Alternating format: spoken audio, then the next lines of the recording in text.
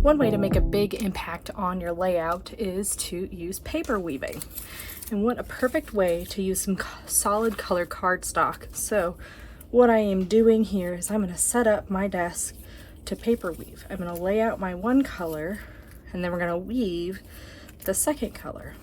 And then I'll show you the end result and how this all comes together. By the way, this is the Encore line paper.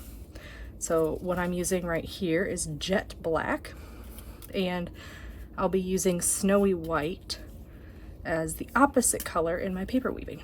You can use your scraps. You can use whatever paper you have, but scraps is definitely one of those things that it's nice to use for this. Now, I think I probably could have laid this out better, but we're just gonna loosely go like this. And what's great about paper weaving, it makes a big impact on your page, and it is super easy to do. So I've got some tape here that is low tack that I'm going to use on my surface desk to hold my foundation in place, just like that. And once you've got your foundation, these strips right here and then the white one in place, it's super easy to go in and do every other one now, and you just keep doing this over and over again with every row.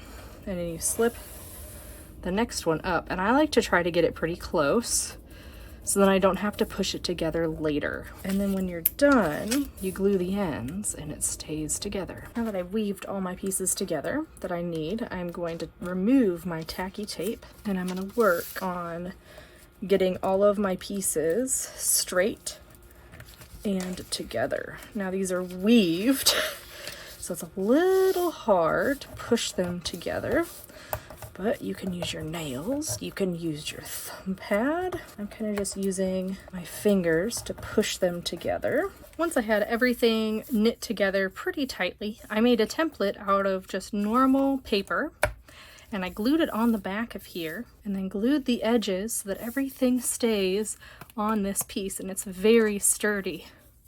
And this will end up on my layout using the Teen Spirit collection by Echo Park, which you can find on the 12x12 cardstock shop.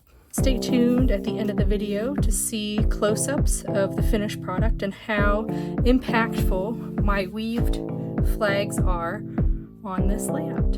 Make sure to like and subscribe to the 12x12 cardstock shop for more paper crafting tutorials.